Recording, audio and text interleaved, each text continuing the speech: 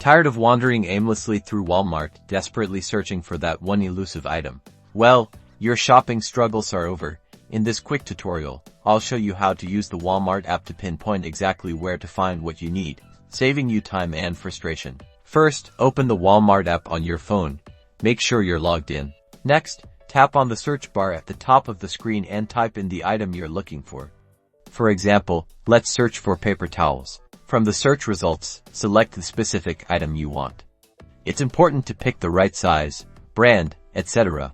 Tap on it. Now, scroll down until you see the section labeled at your store. It may show availability or say check nearby store. This confirms you can find this in store. Below at your store you will see check other stores. Now tap to see the product availability and all location information. The app will tell you exactly which aisle to find your item in.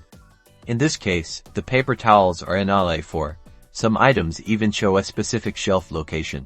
Now, head to the designated aisle in your Walmart, and voila! No more aimless wandering. Happy shopping!